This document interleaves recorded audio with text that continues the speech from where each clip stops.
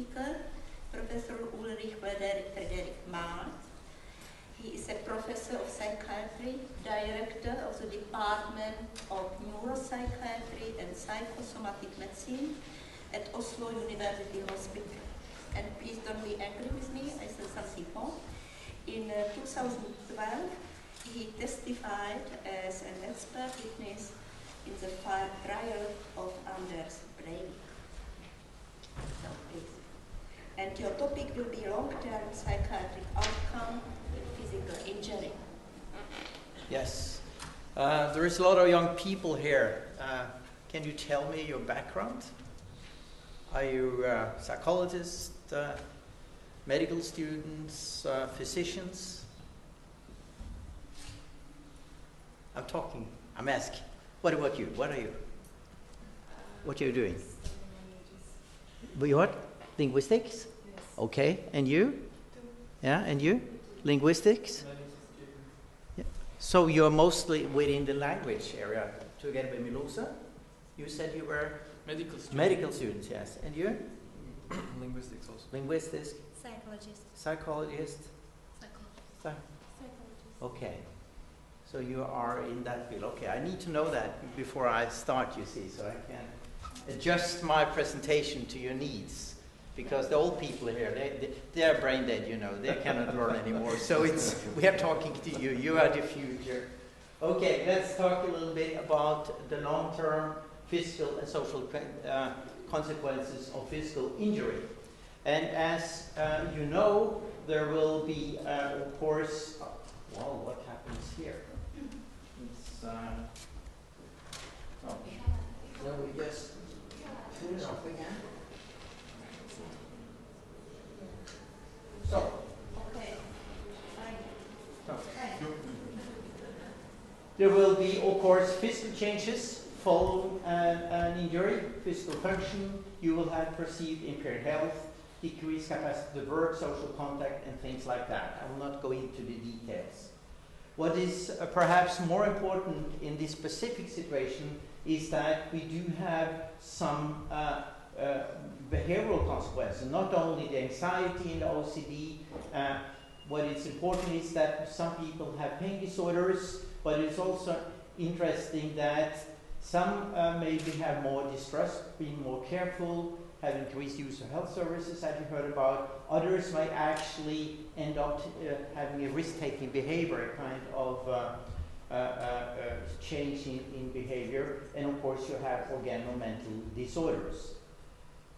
To the questions that you talked about, when can we predict that people will have problems? If you, as students, experience a severe impact, when should we talk to you?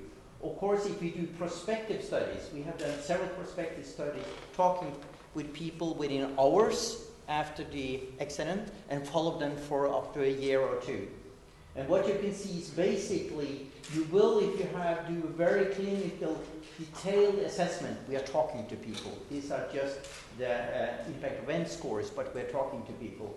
Then you can see there are differences. Those who later will continue to have problems. But it's not that significant. But the point is that those who cope, they will have reduced symptoms as time goes by.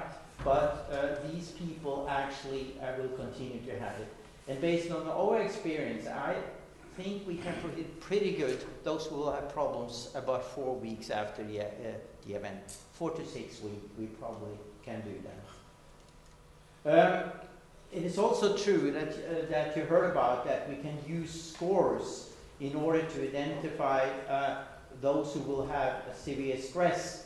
And what you can see here is different studies on different types of people having exposed to an accident. These people are just exposed to people getting killed without being hurt themselves. Here they have some kind of physical injuries. Here they are exposed to toxic solvents. And here they are exposed to severe fire that killed 160 people. These here are sailors that were severely tortured. And what you can see here, that those with PTSD compared to those with not PTSD, they have higher scores both on the intrusion and in the avoidance score. What is important actually when you look at physical injury is this difference here. And as Trond Heyer pointed to, avoidance is actually the main problem. Because if you have not that severe event, it's not that severe, it's not really death-threatening, but you have a strong avoidance, these are the group that will develop long-term problems, actually. They will also have increased intrusion, but actually it's the avoidance that will identify them. A few critical comments, though, to the whole way of diagnosis PTSD. In my opinion, PTSD is really overdiagnosed today. And I heard that it was 7% PTSD in the Czech population. I don't believe those data, to be honest, because I don't think it's more than 1 or 2%, unless Czech people are much more disturbed than Scandinavians are. Probably the truth is, and I believe that, is that you are using questionnaires and extrapolating for that. Because if you really do very careful assessment and you have data to all kind of health information prior to their story, you will find out, really see that most people actually have had problems before and they attribute their problems to the accident. So if you control for that, it starts to drop the prevalence on PTSD. But if you use questionnaires and superficial interviews like the Americans, I don't believe in US research on PTSD because they have no information about prior things that happened to people's life. They just start by scratch and think they were healthy, in quotation marks. We can have that in discussion later, but I think they overestimate the PTSD problem. You also have the problem of differentiate PTSD with trauma-related depression, because you see that you will have memory problems, you will have diminished interest, you will have detachment that can be mixed up with isolation, restricted affect range that can be mixed up with an inability to feel that you can see with some. You have foreshortened future, and that is very easy to mix up with pessimistic thoughts about the future and the past. You have insomnia and concentration problems. And here you also have intrusive phenomena, but it's depressive intrusions.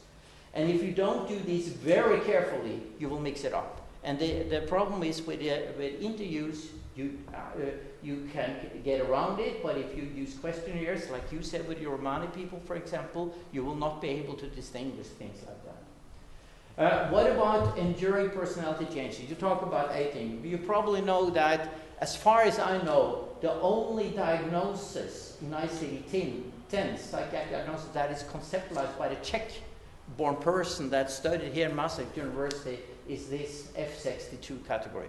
Are there any other Czech person that have a diagnosis in ICD that was conceptualized and developed by a Czech person? Sorry, no, I don't. I think I checked it. I haven't found out. Sorry for that. No. So that's interesting, isn't it? That is from here. He studied medicine here, as you know, and he conceptualized that. Of course, he did that when he lived in Norway, so we like to add Norwegian flags as a kind of joint project. But basically, this is a kind of Czech-Norwegian diagnosis. And the question is, of course, is this a common complication following physical injuries? And the answer is no. Basically, what he was referring to, and this has started to be misused as a diagnosis, this is much more like your family story. These are diagnoses that are relevant for people that have been severely tortured or have experienced severe stress over years. But again, in US, this is also do something with money and getting paid for what you do. They're starting to expand, although they don't have F62, but they have there are some development in this direction. They start to use this as a kind of ordinary long-term complication, but that is not the case. He meant that this is really something that affects personality much more severely, and it's not just due to something that happened within 20 seconds or something like that. But you see change in perceivement, relating and thinking about environmental and self, inflexible and maladaptive behavior, getting more hostile, distressful, social withdrawal, emptiness, hopelessness, on the edge, being always threatened, feeling estrangement from other people. It's really a very, very tragic development that happens.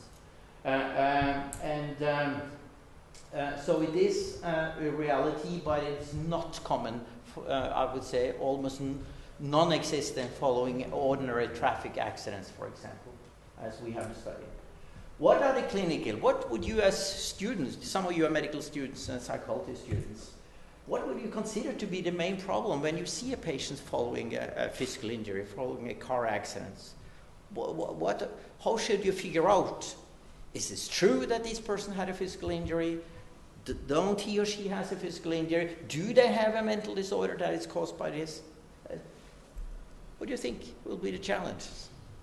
Well, you basically have three clinical challenges. I mean, you all can do a mini interview or a skid interview. That is a semi-structured psychiatric interview. Every idiot can do that. You don't need actually to be qualified.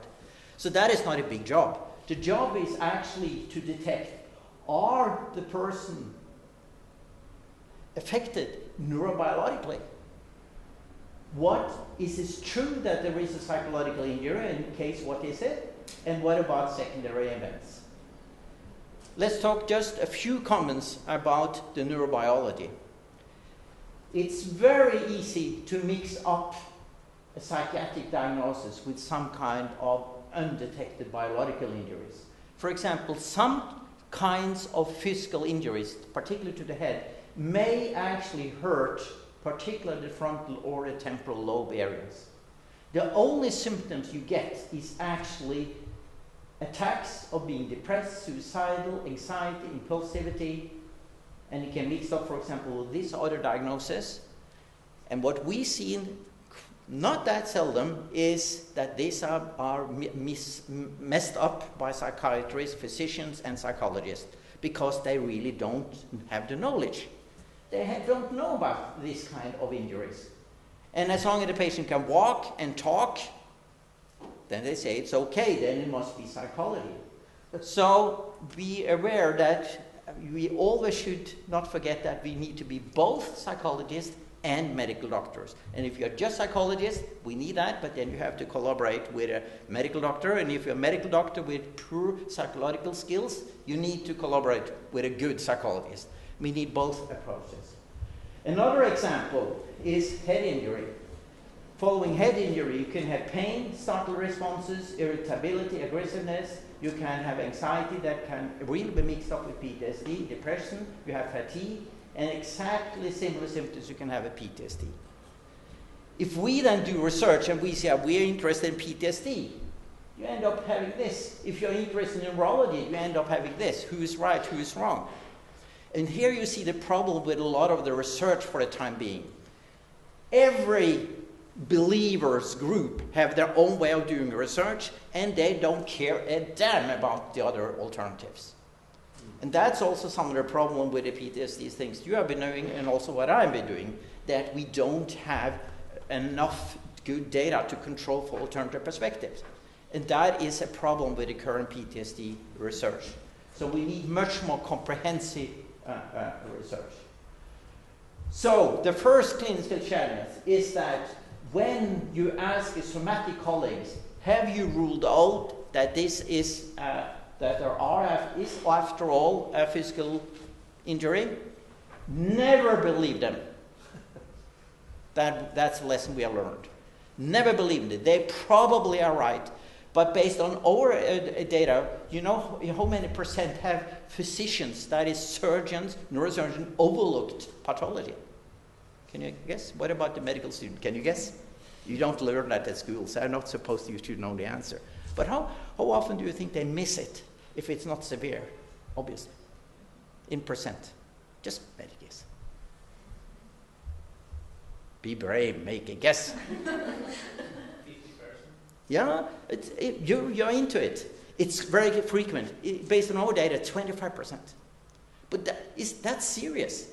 That is serious. They overlook different kind of physical injury or brain disorders in about 1/4 of patients. Of course, there's the other way around too. So the point is that, and you have to remember as a medical student, you should listen but consider all kind of statements as what I call educated suggestions. They're educated as surgeon or whatever, but you have to think yourself. That's why in our department we work both with psychologists and neurobiologists, neurologists, and physicians and psychiatrists, and we need all in order to do this. So always think. Don't buy anything out of the blue without thinking. What you can use as a criterion for detecting or having a suspicion that it is really some kind of undetected biological part going on here is actually the energy of the trauma. You ask a detailed history, what happened during that impact. And of course, if you are falling from 3 meters, belong on the concrete floor with your head first, 3 meters, you can bet there must be some kind of injury. Although the neurosurgeons say there is no injury at all. Don't believe them. So you see, then you can do the assessment, and if you do the assessment, you can do. We have had court cases where I will call in as a court case, and the neurologist say there's nothing there, and we start really to go in and look at the energy, say that cannot be true, and with specialized methods we can clearly demonstrate, and the neurologists lose the case. Of course they do, but it's not the way it should be that psychiatrists or psychologists should educate neurologists. Sometimes they need to educate us too, that's another story. But the point, what I'm trying to tell you, as you see, is that we need both perspectives. And there is so easy when you work within a special milieu, so to say, together with believers, that you start to support each other. That's a problem in medicine in general, actually. The second thing is, and this is interesting from a psychological point of view, and also from a linguistic point of view, what about the psychology of injuries?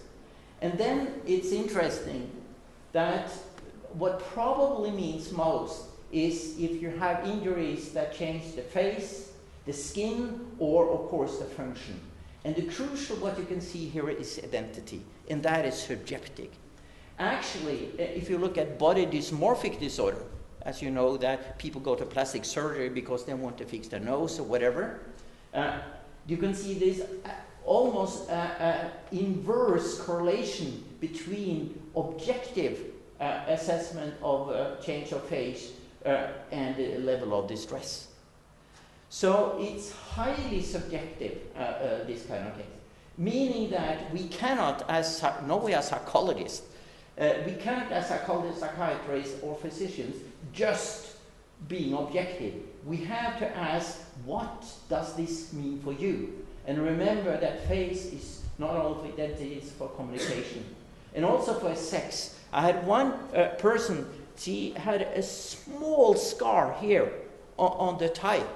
It was ridiculous.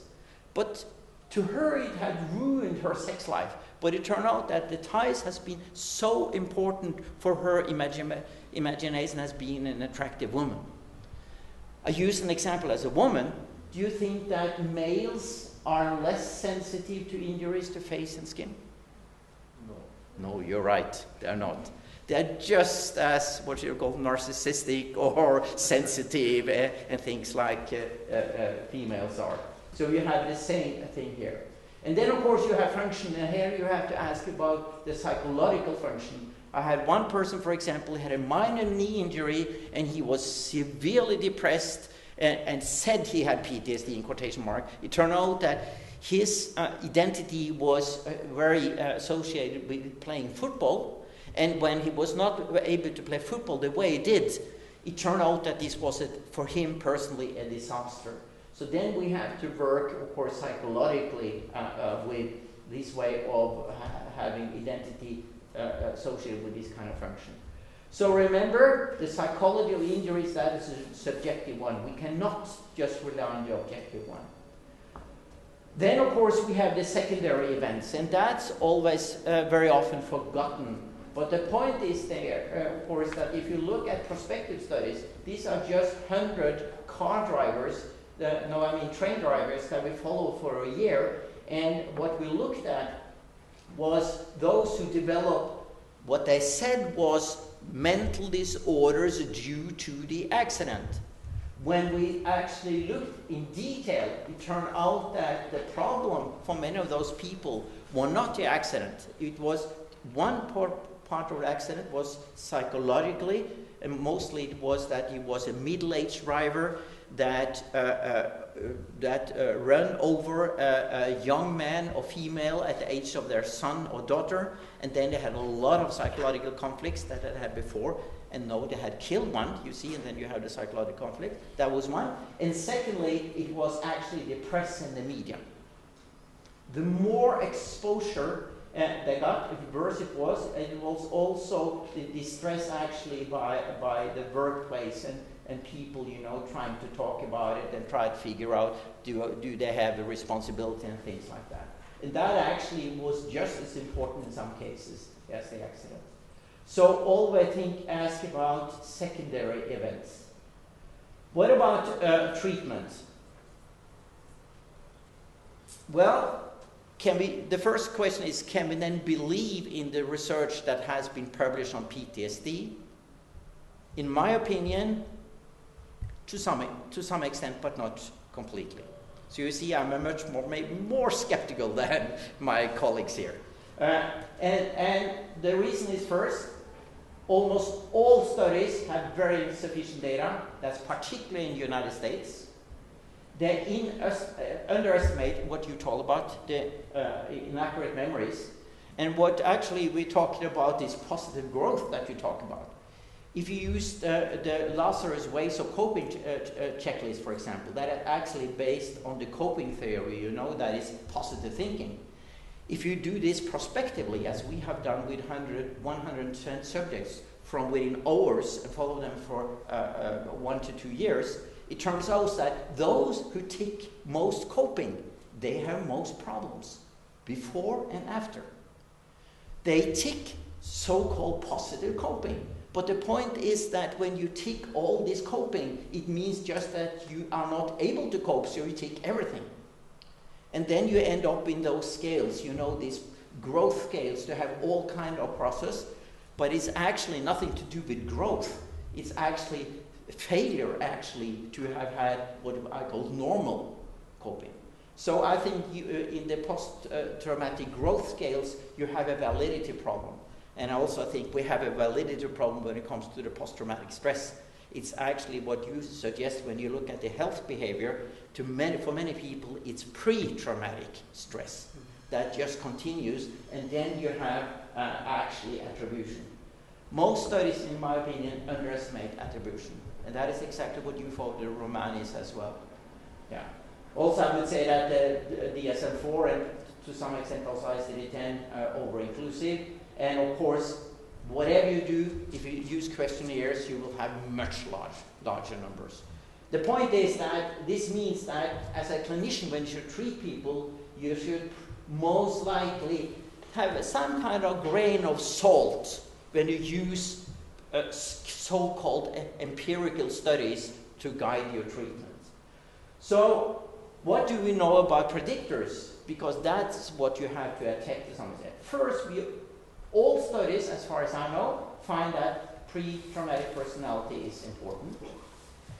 We also know that pre-traumatic mental and behavioral disorders are important, and pre-traumatic distress. That's we all found.